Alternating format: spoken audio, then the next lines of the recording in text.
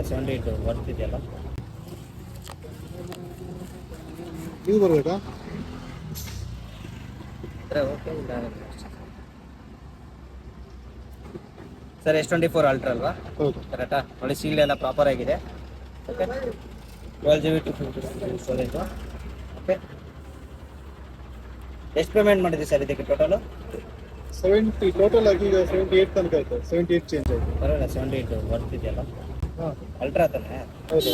Worth. But ಇದು S24 model.